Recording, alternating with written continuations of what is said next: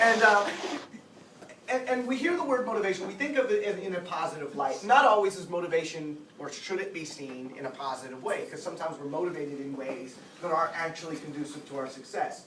And I don't know if you've noticed this lately, but I've been on this diatribe lately of bashing public schools because of how wrong they get it. But part of the problem starts here.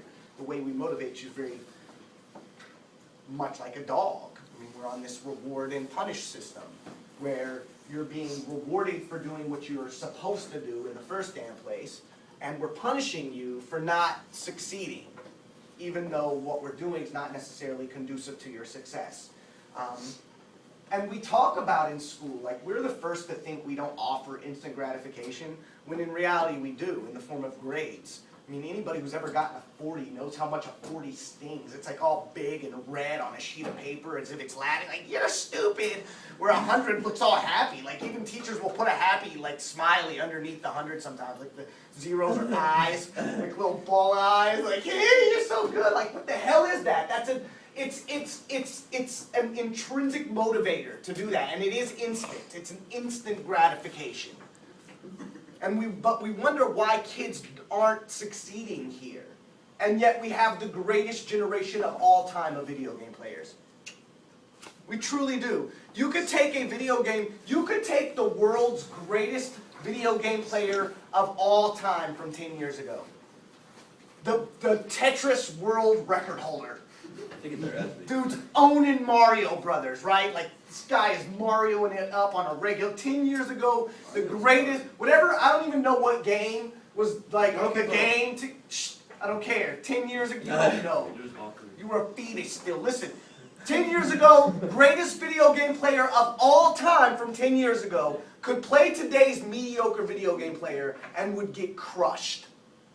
At any game. At any game. That's not a plausible thing, actually.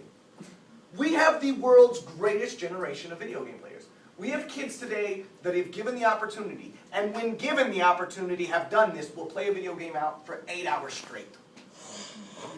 For 8 hours straight. And I shit you not, I said that in my third period class today. I said the same exact thing, same spiel as right now. And I had a kid right here, not talking to me. Private conversation that I heard, because I hear every damn thing, and he said, man, you can't play for 8 hours straight. I only play for like 5 hours. 5 hours straight? That's a job. That's a job for some people. 5 hours. They won't piss. They won't go drop a deuce.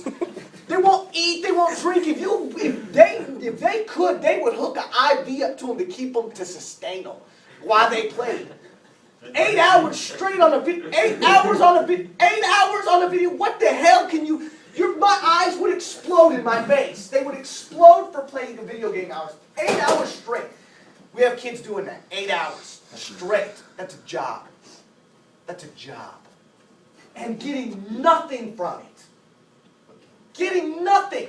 And I don't know if you wrote this persuasive essay, and if you did, I apologize. I don't mean to call you out. But somebody wrote a persuasive essay about playing video games and said they had a friend that makes $100,000 a year playing video games because you sponsored. Your friend is a filthy freaking liar.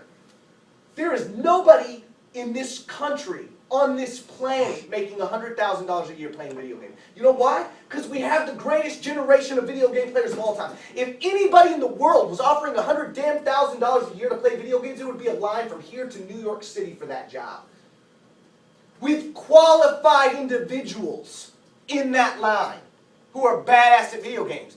If there was somebody paying $100,000 a year, there would be such a saturated job market of video game players that they would never have to pay you $100,000 a year. Video game testers make $15,000 to $20,000.